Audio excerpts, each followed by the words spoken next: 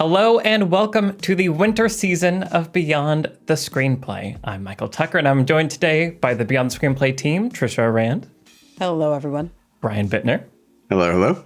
And Alex Calleros. Hi. So, with this season, as we are leading up to the Academy Awards, we're going to be exploring the question, what makes a film Oscar-worthy? We're going to be discussing some brand new films that are nominated for Best Picture and other things, as well as some classics from the Academy Awards of the past. And I wanted to start the season by thanking all of you patrons out there who make the show possible. And when we say that, we mean that. We're certainly not doing this podcast because we're trying to get rich. We love just dissecting movies and interacting with you guys on Patreon and Discord. We all have very busy, full lives. And so anything that helps make this podcast self-sustaining and possible is deeply appreciated. And I also want to remind everyone that we tried to create a lot of value for our patrons on Patreon, which is why this season, patrons are going to get 3 Patreon exclusive episodes. So these are full episodes, Chinatown, which we released last week as a sort of soft launch to our winter season, a conversation about acting, and Fargo. So those are 3 Patreon exclusives. And of course, when you sign up on Patreon, you're also getting access to all of the previous Patreon exclusive episodes, of which there are like 30. I don't know. We should count at some point, but there are a lot. Back. Oh, yeah. It's like 60 or something. It might be. Yeah, that's a lot. Anyway, so thank you to patrons. We're going to try to make sure we're always giving you guys something cool and new. And this season will not be an exception. And we're going to be talking about a lot of cool things, starting today with our favorite films of the 1970s. So this is another top 10 episode. In this episode, Trisha, Brian, and Alex will be listing off their 10 favorite films of the 1970s. I will be listing off 10 films that I've seen from the 1970s. And there's an order that we like to do with these. So we're all going to go around and list our number 10 to number 4 in order. So just so like 10, 11, 9, 8. I'm doing the numbers wrong. You know what I'm saying? Monday, Tuesday, Friday, Wednesday. 10, 11, 9, 8. Got it. Yeah.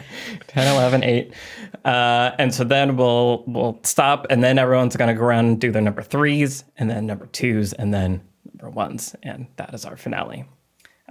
So you listeners probably already know this. Michael is still struggling with the format. Every time we do this, I have to, this is for me to remind myself of who I'm calling on and what I'm calling on them for.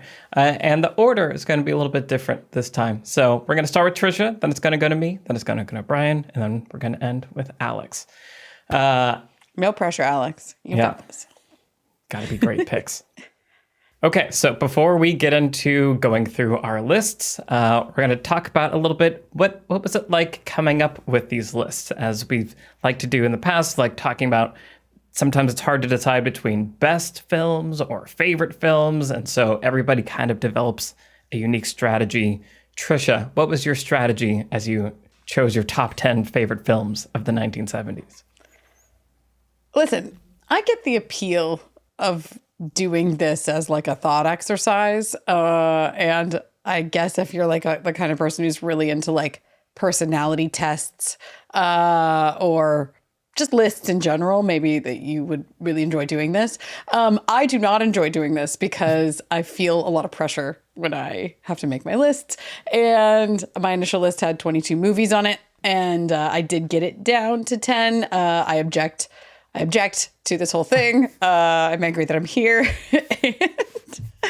I mean, the 1970s are just like some of the greatest movies of all time, and some of the movies that have like formed like what cinema is, especially in American cinema, and what we think of it as. And so really hard for me to pare these down. And so also like, just want to say this really quick about these. If you asked me tomorrow, I would pick different movies. I would probably pick different movies. I picked different movies yesterday. I changed them today. Sometimes I make a game time decision as I'm saying my list out loud and say a different movie than I was planning to say. So this is not a personality test for me because it would be different in a matter of seconds. But here I am on this podcast where I have to say things into a microphone at a certain time. Get recorded and then sent to the internet. Yes. Right. The internet, which will haunt me until the day that I die. Indeed. Thanks. Are you okay? Do we need a break? Like, No, I mean, again, it's fun. It's a fun thought exercise. And then yet also it's a lot of pressure. Yes. All right. Well, Brian, what about you? What's your strategy?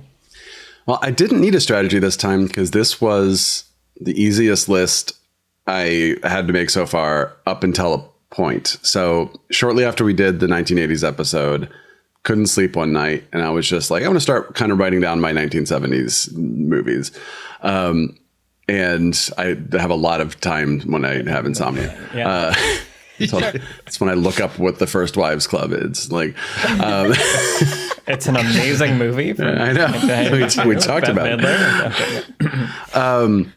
And I was like, oh, I have 10 movies on this list. Like I have lots of movies I love from this decade, but I was like, I have 10 where I would be really sad if any of these weren't on the list, and anything that's not on this list, I'm okay with. That's great. Job done. And then a week ago, I started putting together the list, like the final order and everything. And I went, oh no, I have 11.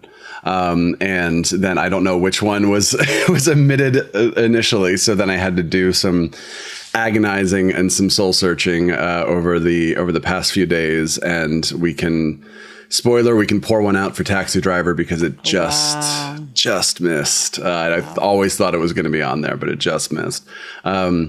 And the only other thing I think is going to be interesting is we're going to have, once we got into the 90s and 80s, we said a lot of it's just about what order we put them in. We're going to have a lot of crossover, right? And I think there's going to be a ton of crossover on this episode, except I don't know if my like top 3, 4 maybe are going to be on anyone's list. And then most of the rest are going to be on everyone's list. So I think it's going to be really interesting to see how this goes.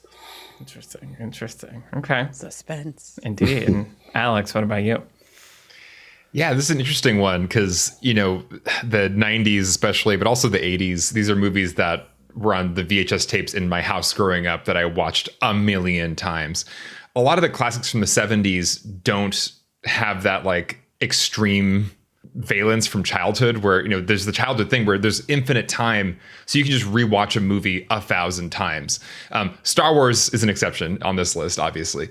But for me, it was less... these are the movies I was obsessed with and more the movies I respect and love from this period, but kind of as an adult, with the exception of a couple that I think may not be on other people's lists as well, that are childhood movies. So that was where my list got really kind of weird. It started off as a very standard feeling list, just, this is AFI top 10 of the 70s, obvious stuff. And then I was like, but what's me? What are my favorite movies of the 70s? And there were a couple that have that childhood thing attached to them. And so they made it on the list. And that is, so mine's going to be maybe start off a little funky and then get more traditional as it goes down. Interesting. Yeah. Okay. Yeah. And yeah, so what was hard for me is that there's a lot of movies that I've seen from the 70s, but haven't seen in a really long time. And I didn't have time to go back and rewatch. And so I'm like, I think I liked that movie, but I don't remember anything about it. Am I allowed to put that as a favorite movie of mine? Right. And so in general, I opted not to do that and went with movies that I can remember. But it's quite possible that in rewatching some of them, the order would move around. So we'll talk about it. We'll get into it. We'll see how this goes. Nice. Okay. So now, beginning with Trisha, we're going to go number 10 through number 4 on your list. Trisha, begin your list of your favorite films of the 1970s. I shall. And I just want to tell you, Alex, that I had some of those childhood ones on my list also, and I cut them to try to make myself look cooler. So those, which for me, that was Monty Python and the Holy Grail and Fiddler on the Roof, which were 2 VHSs that we watched constantly. But those are not on my list because prestige. So my number 10 is The Long Goodbye. My number 9 is The Conversation. My number 8 is Clute, which I've talked about on this show before. It was really hard to choose a Pacula movie because, like, Ellen J. Pakula made so many amazing movies in this decade, but I tried to pick one from each director and like not more than one from each director. So I got my Coppola with The Conversation. I got my Pakula with Clute. I thought that was a little bit of a dark horse, but the one that I liked the most. And then, of course, that's Chinatown. 6 is Network. I gotta do it. Gotta do it. 5 is Alien. And 4 is Star Wars. 4. Okay. Interesting. Okay. So The Long Goodbye is one of those where I'm like, I think I liked it when I saw it, but I don't remember. So maybe if I saw it, that would be on my list. Conversation also is what I don't want to do too many spoilers, but there are things appearing on your list that's making me have those feelings. I'm like, see, maybe that is my favorite. I just don't remember. Yeah, I just rewatched The Conversation like a few months ago, and it's really good. I haven't seen it in a long time. Yeah. And as you might have been able to now ascertain, there are no Godfathers on my list because I've picked Conversation for my Coppola. So Bold. 0 Godfathers. I know. I mean, listen, I do like them, but like these are favorites. Like, what do I want to put on and watch? And it's almost never The Godfather, to be honest.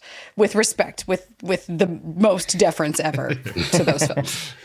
Unless you're trying to overthrow the Kens, and then you want them to explain to talk over the whole movie.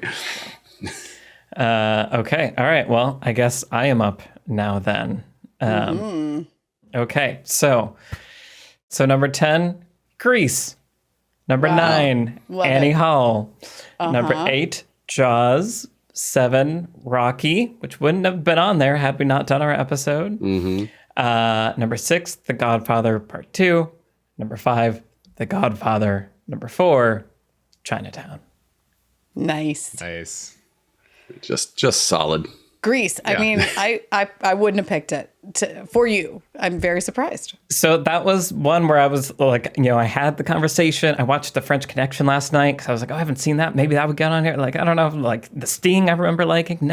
So there was all these other movies that I was like, I probably should do those. But what movie did I watch a million times when I was a little kid? It was Grease.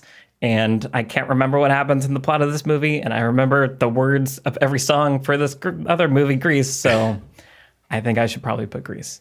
So I love it. Good. Yeah. Good for you. Yeah, absolutely. Okay. Hey, okay, good. Did good. All right. So, Ryan, give us your list. Okay, I promise this is not upside down because my number 10 is Jaws. My number 9 is Alien. So going on from there, number 8 is Rocky. Number 7 is The Godfather. Number 6 is Annie Hall. I see you, Michael. Yep. Number 5 is Star Wars Episode 4, A New Hope. And number 4 is A Clockwork Orange. Nice. Okay. Wow. Very solid list. Also but strong. Yeah. Surprising order. Yeah, very interesting order. I mean, we'll get into the top 3, but it's what you were saying, Michael. It's just like, what are the movies that stuck with you the most? And I find that there were definitely movies that I grew up with. When I say grew up with, I mean saw when I was like 15 or something, and then like they really like. And Clockwork Orange is one of those that just really stuck with me for a while. And it's like, yeah, they're I like Jaws, but like those aren't the movies that I was watching like over and over again at that time.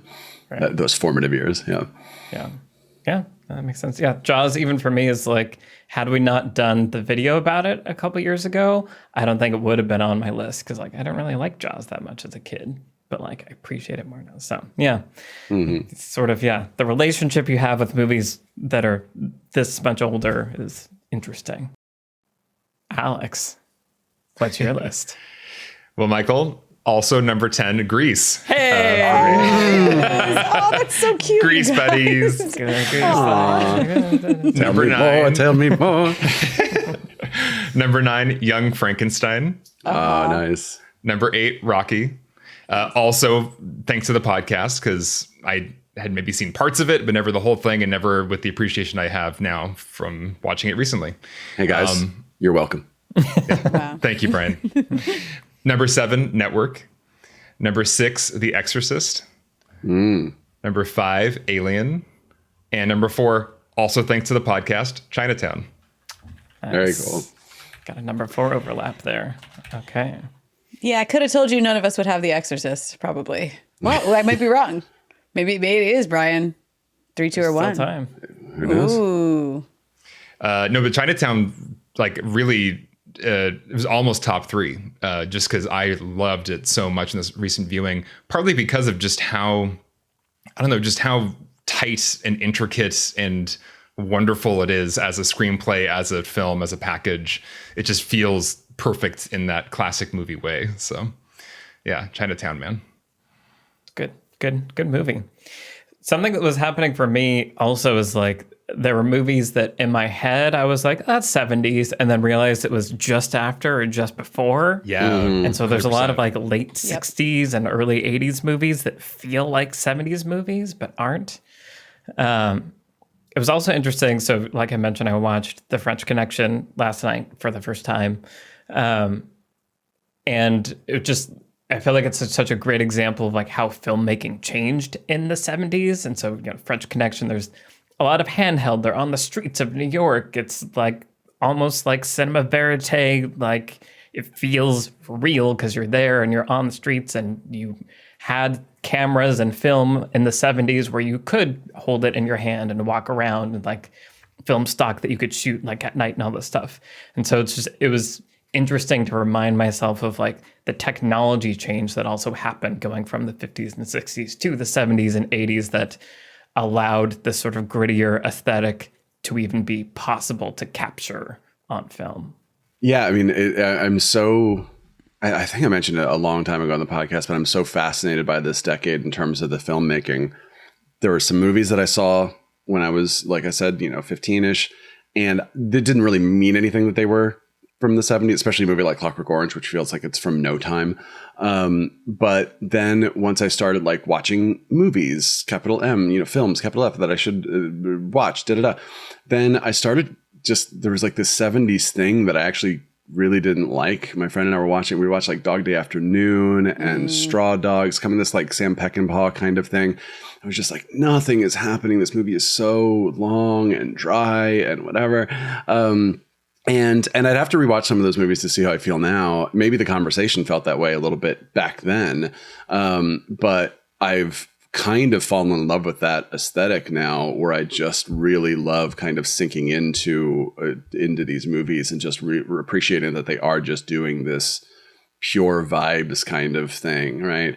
And like Taxi Driver is a good example. I just rewatched that a few days ago, and it's just like, oh yeah, I forgot how much of this movie is just like nothing happening for quite a while. I was just like, oh yeah, okay, we got to that part, so now we have to get to this part. It's like, no, there's 45 minutes before we get to like the last 10 minutes, which is like the whole rest of the movie. So yeah, I really, and especially as movies started to get more quick and edity and everything, then I started to be like, oh, wait a minute, what about the 70s? It was something I think some of the producers of The Social Network were saying, was that we're trying to make a movie that felt like it could have come out of the 70s, not aesthetic wise as much as just people in rooms talking, people kind of, languidly walking across a campus while music plays, right? And you're just kind of living in that space and feeling that mood. So I really appreciate this decade, and I'm kind of like have been interested in revisiting some movies that didn't click with me back when I first watched them. Yeah. Well, as a reminder, there was kind of like not the concept yet of like a big 4-quadrant, like family movie. So a lot of the movies that have endured from this era before Star Wars. So Star Wars is 77, right? So, but the movies in the early and mid 70s that are enduring from this era are very adult films, right? They're like R-rated films. They're edgy. They're kind of difficult. They're not designed to be watched by like younger audiences. They're supposed to be kind of sophisticated and grim and grimy and all of these things that they are. And they're cool, right? Like, I actually looked it up just now. Midnight Cowboy was 1969, but it was an X-rated movie that won Best Picture at the Oscars, right? Mm-hmm. And like that was sort of what brought in this era of like very adult sort of hard filmmaking in the 1970s. And part of the reason is because we talk about this new Hollywood school of filmmaking, and the director was essentially given a lot of leeway to make whatever he wanted to make. And so what you get is like things that these directors were interested in, and they were adults and they wanted to make, sort of complicated dramas most of the time, or action movies like The French Connection, if you can think of it that way, like, and heist movies and things like this. And not that some of these movies aren't still really fun. Like Jaws is 1975. It's almost a family movie, except when it's completely horrifying. But like, a lot of these films are the ones that we remember because they were being helmed by these directors with these visions. And they were not at all worried about having an audience. They were just like aimed squarely at adults. They didn't care really about like appealing to a wide variety of people. If it was sort of like this, I mean, this is a great era for thrillers, right? Like I talked about Pacula and some of these, but it's like these were movies for grownups. And grownups went to the movies in the 70s, and the movies we still watch today are mostly those films. And animation was kind of having the 30s and 50s were sort of the golden era of Disney and animation. And that was kind of not happening, in the 1970s as much, or like those films aren't the ones that we remember until the Disney Renaissance in the 80s and 90s. So this was kind of that like adults making adult movies for adults at the cinema kind of a thing. Kramer versus Kramer, that kind of. Right. Kramer versus Kramer was on my list of 22 Nice. movies. But yes, it's exactly that. Yeah. Yeah. Yeah. And like some like formal experimentation also, like the conversations on your list. It's just like listening to people, the movie, and like The French Connection is just like following people, the movie, like, but just like really doubling down on like this thing. How do we portray it cinematically? It's happening in a lot of these movies too. The conversation just like, that's a vibes movie like crazy. And I think I don't know that I would have appreciated it the first time I watched it, but watching it this time, I was just like, like it almost feels like Taxi Driver in that way, where I just kind of want to soak up this weird sort of lonely dreamscape kind of place that it's inhabiting. It's really interesting. Gene Hackman is an interesting actor. And like, anyway, at some point we'll talk about like one of those movies, I'm sure. Okay. Now it's time to go to our number threes. So, Trisha, what is your number 3 favorite film of the 1970s? I'm so excited to tell you guys all of this. My number 3 is Breaking Away, which I don't think any of you have seen. I've seen it. You have? Oh, great. Awesome. I can't wait to tell you about it. For those of you that have no idea what it is, this is a sports movie. It's so good. It was nominated for 5 Oscars. It won an Oscar for Best Screenplay. It is from 79. So this was a little bit later. In the 70s. And I really have to give my father credit for this one, because actually really my dad credit for all of these, because these are like all some of his favorite movies. But it's a movie about like a teenage kid in a rural town who like takes up cycling, and it's just this coming of age movie. It's really lovely. It's really funny. I just adore it. I've seen it a bunch of times. It's an incredible screenplay. It's one of those that like I could analyze endlessly about why the script is so good. But it's, kind of a small, quiet movie. It stars Daniel Stern and Jackie Earle Haley and Dennis Christopher and Dennis Quaid, a very young Dennis Quaid in a very small pair of jean shorts. And it's just like everything about this movie is just incredible. It's what I want. It's like this inspirational story, and it's a feel-good movie from the 70s. They made a couple. They squeaked them in 1979, I guess. And it rules. So Breaking Away is my number 3. Nice. Okay. That's definitely a dad movie. My dad is also the reason I know that movie and have seen it. Yeah. All of mine are really, truly dad movies. Like, I mean, dads really had their heyday in the 70s. Nice. Okay. All right. So my turn. So my number 3 favorite film of the 70s is Apocalypse Now. Yeah. I don't know. I feel like it's one of those formal like experience movies where I remember watching it for the first time and just having my mind blown of like, what is this? Where am I? Like, I'm just absorbed into this movie. We talked about it a lot in our episode, which is one of my favorite episodes and conversations, just because this movie is so interesting and kind of unlike anything else. And so it was cool when I first saw it. It was cool the last time I saw it. I feel like there's just always going to be something in there that I really like. Sometimes even I quote lines from that movie to myself. You know, there's the because I'm going crazy. Which apparently. Yeah, but you know, I love the smell of napalm in the morning, obviously, is the famous line. But the line right after that, where he's just like, you know, one of these days this war is going to end. And like the way he says it, there's just something in it of like, he's like sad, but like there's just so much in that. And it's just like nothing else captures whatever that feeling is. When do you say that? I'm not going to talk about that right now. What is the context? But when I need to say it, it comes in. It's very handy. It captures it. Yeah. Yeah. Just Coppola. I mean, we're not going to be the first person to mention this, but like 72, The Godfather, 74, The Conversation and The Godfather Part 2, 79, Apocalypse Now. Like, what a run. What a run. Pretty good. Pretty good. And then One from the Heart.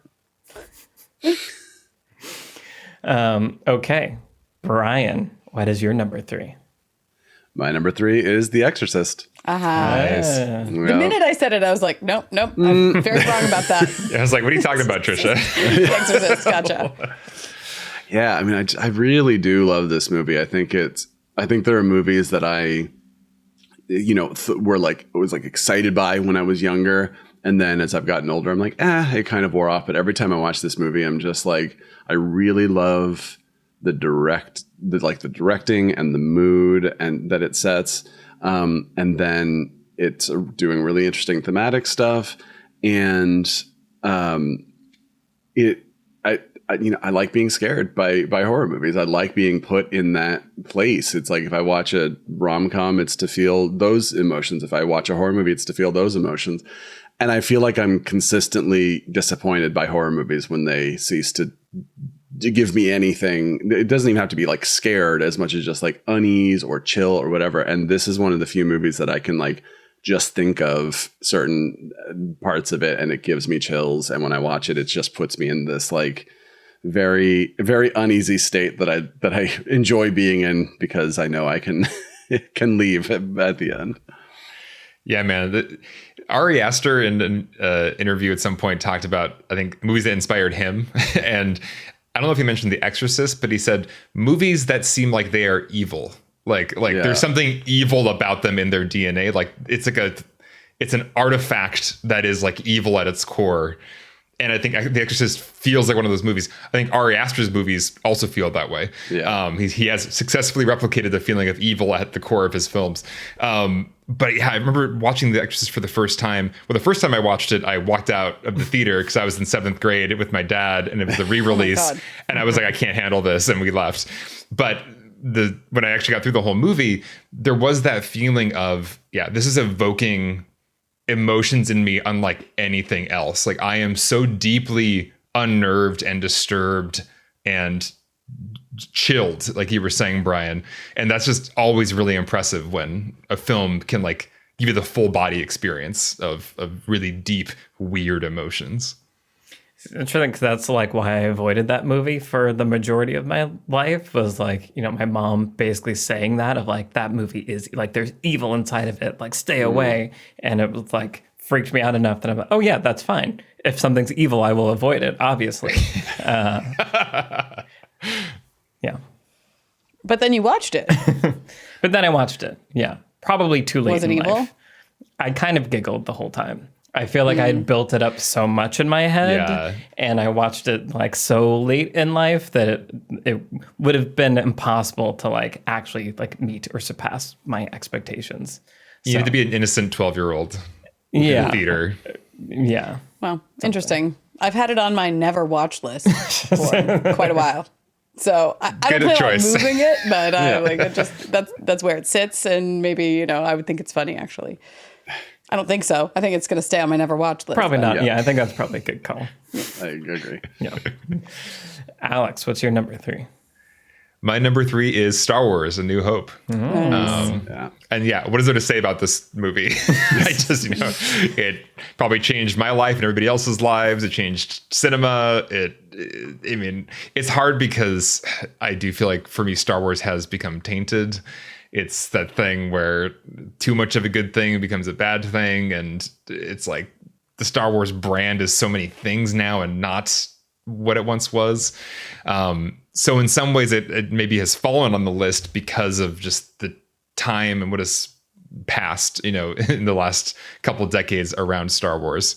But, just thinking about the influence it has had on everything and on myself and the kinds of genres I'm interested in, the kinds of movies or games or anything that I want to be a part of, Star Wars is at least 50% of that equation. Star Trek, maybe another good chunk of it. Alien movies as well. But Star Wars is the majority, probably. Yeah, I had to come to terms with the fact that I don't love the first movie as much as I do the other two. And there was definitely, because I think it's like a really solid, and I'm sure someone here might tell us why it's great soon. But no, I think it's a really solid, really, it's an incredible start to this franchise, right? And I absolutely appreciate it for that. But in terms of my own, what I want from a movie, it's just like there's like a simplicity to it, which I think works really well for it. But it's just not my thing that I want, which is like the weirdness of the other two movies. So there was a quick moment where I was like, is it even on my top 10? And then I was like, no, of course it is. And it's like reasonably high. It's just not like top 3 level for me. So that was an interesting conversation to have with myself. Right. And that's kind of the weird place I'm in too, where do I want to go watch Star Wars: A New Hope at all anymore? I don't think I need to or do, but just the impact on my life, counterbalances that and makes it, the number 3 spot. Right. We'll have a screening party. We'll get 2 TVs. On one TV, you guys can watch The Exorcist, and Trisha and I will watch Star Wars on the other TV. Perfect. This sounds like a great party. Yeah, fun. Very strange party. Yeah. I feel like it would be a lot of fun. Okay. All right. Well, we have our number 3s in. Are we ready to move to number 2? Let's do Trisha, it. I think we can. what is your number 2 favorite film of the 1970s?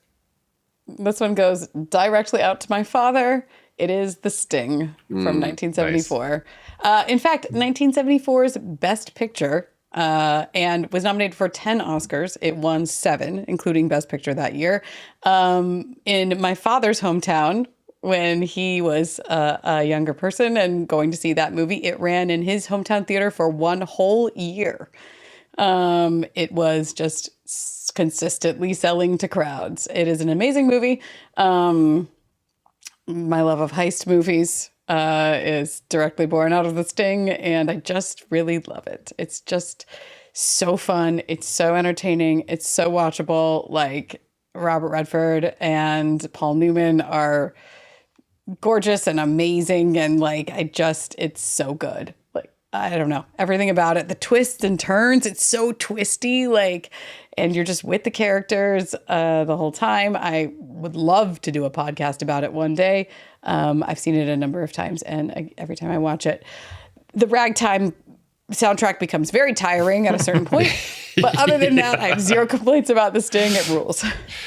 There are definitely some films from the 70s or 80s around this era where it's just like, this movie's amazing, but this music choice very much of this moment or this weird taste of the time is not aging well. I think it can be polarizing too. Like, my friend hates the Blade Runner score, and I think it's like the best thing ever, and it's like, right. but yeah, but the Terminator, the original Terminator, I think the score really takes my attention away from the movie when I watch it now, and other people are like, you're crazy, it's amazing. So it's just, it really depends on, it's like a very much litmus test, I think, for certain people. Yeah. Like the way score was used in 70s movies is like very different than in modern day. And so, it creates that kind of thing. It's funny you mentioned Blade Runner, Brian, because Michael said, some of these movies feel like they should be from the 70s, and Blade Runner is one of them, I think, because of the score. Also the vibes and just the wanderiness of it, but the score feels very 70s. Yeah. Yeah. The Sting, was it's on my list of, I think this is actually probably one of my favorite movies, but I couldn't tell you what happens in it, so I probably shouldn't put it on the list. But you should rewatch it. I would love to, because I remember really liking it. So I do want to watch it again. We should do an episode about that. Yeah. I'm on board. I'm into it. Yeah. Yes, please. Okay, so my number 2 favorite movie of the 70s is Alien. Probably surprising no one. It's surprising no one. Yeah. Is that a bingo? Is that our first bingo? Should be, yeah. Is it? We've all said Alien. Yeah. Did we? Okay. Yeah. Nice. All right. Good. Really? That's a first. That's our kind of first bingo? surprising. I think so. Wow. Interesting. Okay. Yeah. Again, we've talked about Alien a lot. It's a masterpiece. I love it. It's like exactly the right blend of like filminess and like horror freakiness. It like scared the hell out of me as a kid, but also like made me want to make movies. And how did you do this? This is amazing. And like sci-fi and all these things. So yeah, in my brain, it's like essentially a perfect movie, and I love it. And I would probably watch it anytime. So, Alien. We'll put that on our third TV at our party. There we go. And then all 4 of us can just sort of Universal donor. watch it also. Yeah. I feel like Alien is kind of the midsection between Star Wars and The Exorcist. Yeah, there you go. Totally. Yeah. Hey. Spectrum. The middle TV. Yeah. Yeah. That's great. All right, Brian, what's your number 2? My number 2 is Being There. I knew The it. Hal Ashby movie, yeah, from 1979. It was my number 1 for a while, and also one that I saw later, so it sort of had more work to do. It had to do more work to get to the top over movies that I watched a bunch when I was 16 or 17. Our buddy Sean Eastridge over in the Missing Frames podcast, you can hear me show him that movie for the first time over there and hear my extended thoughts. But it's really well made. It's the themes, just like really, really strong themes that never fail to just strike me and make me kind of think about what the movie is doing. Peter Sellers and Shirley MacLaine are just outstanding. Mm-hmm. They're just so good. There's a plot contrivance that is at the center of this movie that I think is actually really cleverly done. And it's interesting to see how they sort of make you buy that all these things that the movie is sort of selling are actually happening. And yeah, there's just something about Hal Ashby's direction. I realized this and Harold and Maude of just like, he does this so beautiful, kind of gritty, kind of sweet, like 60s song playing, folk song kind of playing thing that just really strikes me. And I realized that John Cameron Mitchell said that that's what he was doing when he did Hedwig, when he directed Hedwig. He said, I want to direct it like a Hal Ashby movie. And I feel like that actually comes through so hard. And I actually really love The Holdovers from this year, which feels like so directly Alexander Payne trying to do the exact same thing. And it's like, even when someone is trying to do it, it still really works for me. So yeah, Being There, number 2. Very nice. I had Harold and Maude on my list of 22, and I was thinking about it, and then I was like, Hal Ashby will get some love. He will get some love. Yep. I'm not worried about it. Brian's here. We're going to have Being There. It's going to be okay. I do really love Harold and Maude, though. Yeah.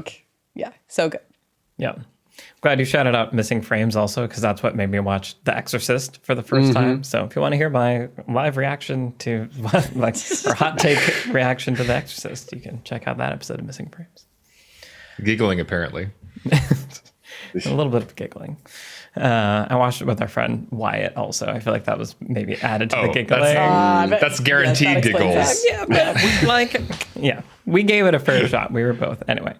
Okay, Alex, bring us at number 2. What's your favorite number 2? My number 2 is Apocalypse Now. Hey.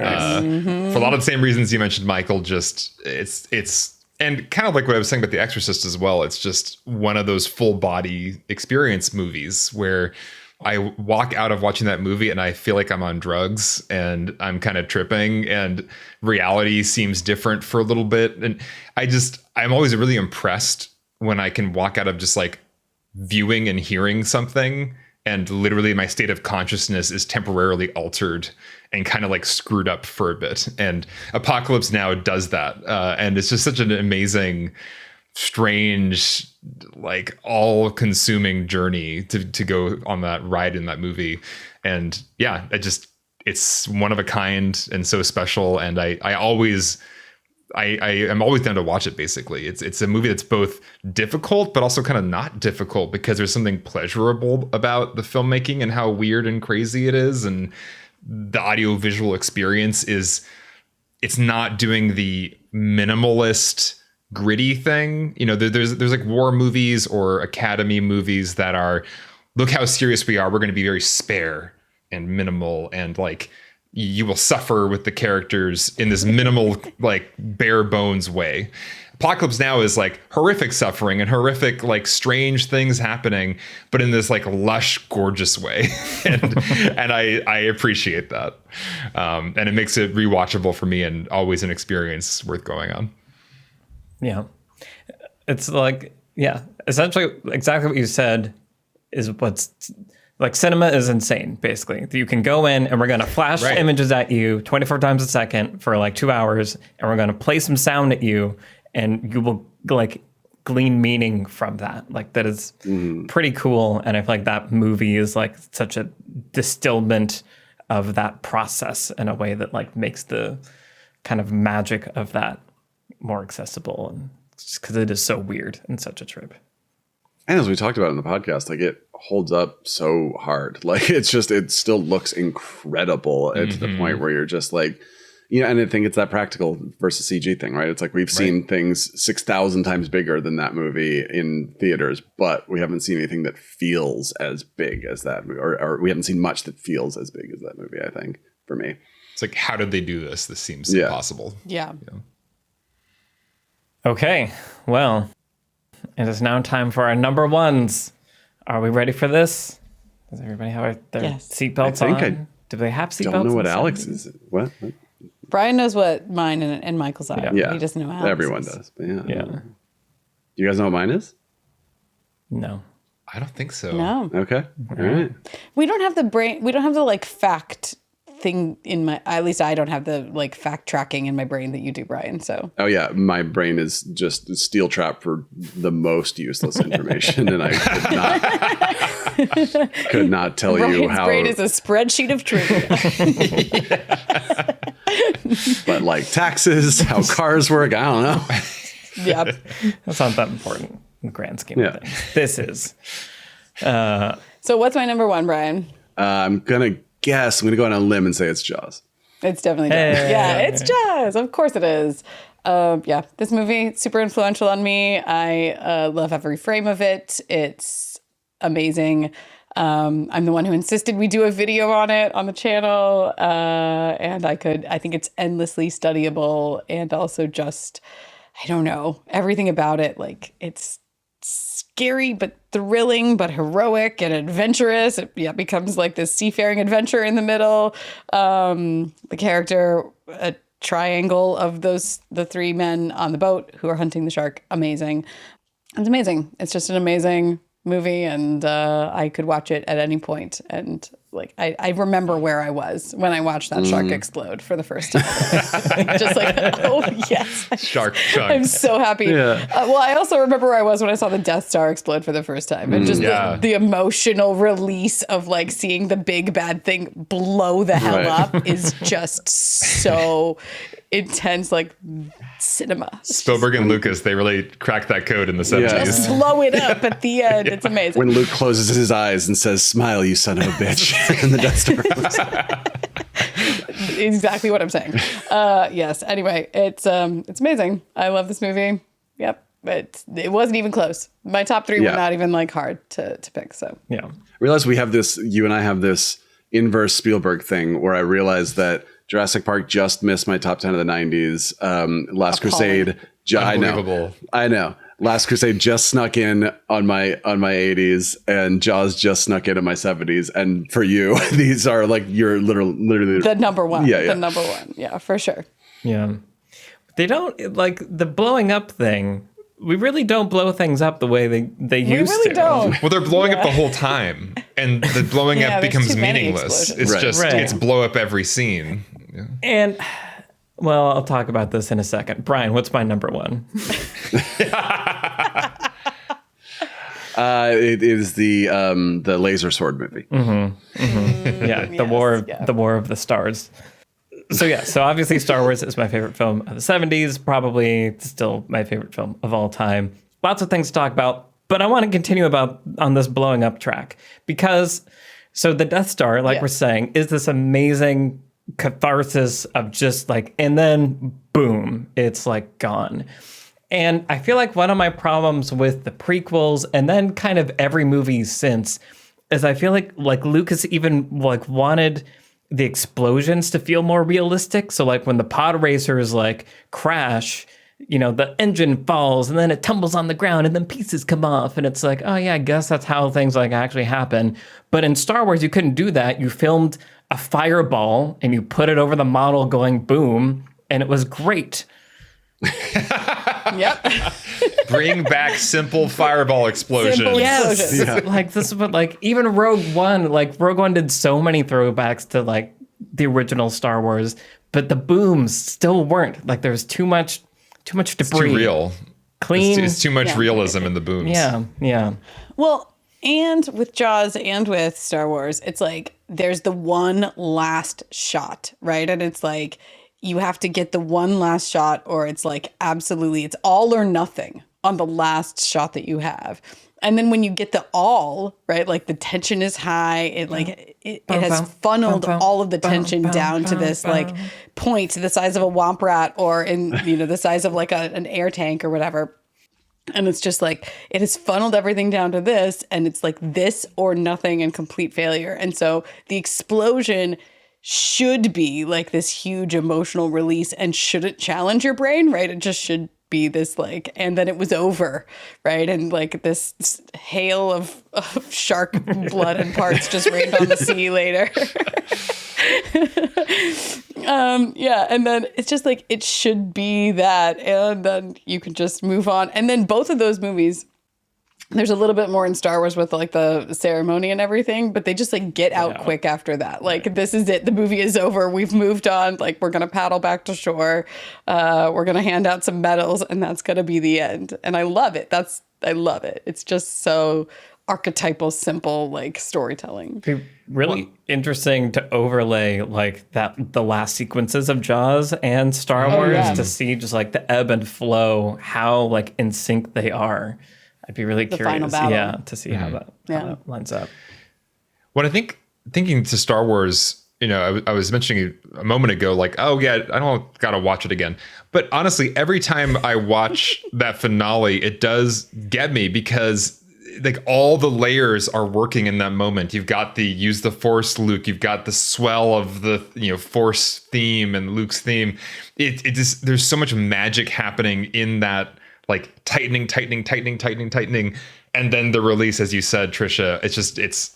It's just masterful. The amount of emotional layers, tension layers, and then all at once catharsis is just so good. John Williams is there, just playing the hell out of whatever he's playing. Yeah. We love it. So good. That's the thing when I think about Star Wars. I'm kind of like, I don't know if I'm like excited to see like that scene or that scene, but it's just like Luke standing looking at the two sunsets with John Williams' score. I'm just like, yes, I want to watch that scene for sure. It's pure cinema. Yeah. Mm-hmm. I just had a thought. Alex, what is your favorite film of all time? Of all time? Yeah. Is it Jurassic Park? Is it Children of Men? I think Children of Men is still the one of just like the movie that I can't find any flaw with whatsoever. Which means we all have favorite movies from different decades. All timers, you mean? Yes. I think Star Wars. If you had picked Jurassic Park, it would be the same as mine. So right. Exactly right. So Labyrinth from the 80s for me, Star Wars from 70s, and Jurassic Park for Trisha, and Children of Men for the odds. I don't know what that means, but it's interesting. It's good spread. Or is it? Tell us. Trivia. Yeah. Yeah, we haven't done what's our favorite films of all time list. I guess there's still time. No, you're gonna make me cry. That's impossible. I mean, it's possible, but that's impossible. I mean, Search your feet. is that what's next for might- the top that might 10? be I what's mean, next. I feel like we need to at least do a pre-1970s episode. Okay, yeah, like we could do everything pre episode. 1970s. Yeah. Yeah. Wow. Okay. okay. But, guys, we're not done. yeah. Yeah, okay. Yeah. Right, We're still recording. So okay, so Star Wars for Michael. Brian, what is your favorite film of the 1970s? So anytime you hear me talking about the movies that I watched all throughout my teen years and everything, all of them except for one will have been talked about on these episodes. So Seven, Labyrinth, Natural Born Killers, Clockwork Orange, Exorcist, and the Rocky Horror Picture Show Yep. is my number one. Yeah, I just Nice. watched it over and over again. I mean, it was one of those movies I would sometimes just like rewind the tape and just start it again. Like it's just like I'm gonna put it on again. And it's so entertaining. Tim Curry is amazing. The music is awesome. Everyone in it is it's so fun. And surprisingly, a movie with a bit of thematic conversation going on. It's not super complex, but it's there. And, I mentioned this in the Seven podcast, but I really am appreciating that all those movies I just listed, they were sort of training me to spot theme in movies, I think. Like I didn't call it theme at the time. It was more just like, what is this movie trying to say? We grew up reading the Aesop's Fables, where then at the bottom, it would just be like moral. And then it would say like a one sentence thing. And I think that like, that's what I was looking for in movies. And all of these movies are so different movies from different decades, different genres. They all had something that stuck with me and made me think like what the movie was trying to say. So there was just something, and some of them were screaming it loudly. Some of them were complex, where there was kind of like, what does this movie mean? I don't know. I want to think about it for a while. Right. But they all kind of just like challenged me to dig a little deeper and think about that. And also just love them as a piece of entertainment that I could watch over and over again. So the strange person that I am is thanks to all of these movies that I watched a bunch around this age, and Rocky Horror was maybe the one up there with Labyrinth, the one I watched the most. Did you go to like Rocky Horror? I've never gone to a screening. I'm a virgin. Yep. After all that? Yep. That's so weird. That's the weirdest thing I've ever heard. Is. That's impossible. I did dress up as Frankenfurter for Halloween twice, and surprisingly enough, there are zero pictures of this as evidence. So you have a costume and you've never been to a I don't have it anymore. This was a long, long time ago. But no, I have not been to a screening. Well, I want this for you Somebody now. invite Brian to a Podcast screening field of- trip. Good grief. Yeah, so I don't think I've ever seen the movie like start to finish. It's one of those things though that just like is everywhere, and I remember as a kid, teenager, like going through the world, you just see references to it and other things, or you hear people talking about like these shows, or like your classmates in the drama room walk by and they're dressed all weird and you're like, where are they going? And they're like, Rocky Horror Picture. Like what? And so it's been really interesting kind of like through osmosis absorbing the movie and the story and all of it. And like part of me has avoided watching the actual thing just because it's really fun only knowing about it like through other people and through culture. Yeah, so I don't know if I'm going to watch it or not, but it's interesting. Field trip. Maybe field trip. Yeah. I feel like maybe I've seen it. I don't know. Yeah. Cool. Okay. All right. Alex, we're all shivering with anticipation. Nope. Brian. My number one is The Godfather. Oh yeah. So ending on a traditional note here. Yeah. And I think, there's head and heart choices on this list, and this one's a bit more head. But when I just think back on films, when I saw them in the proper setting, and for me, it was seeing The Godfather at the Cinerama Dome in Hollywood. They did a 4K restoration re-release thing. And I just was like, oh, I get it. This movie is immaculate in its, just every aspect of the filmmaking here is elegant and like pure and just really, there's something just like the texture of the film. Everything about it just feels like, I don't know, just good. And so I think when I just thought about what movie just like holistically is just very good from this era and like kind of unimpeachably good, The Godfather, I can't deny it. And I do love watching it in the right context, because I think so often now we're living these like distracted lives with our phones like half out as we're watching TV, yada yada. This is not the kind of movie you want to watch in that headspace.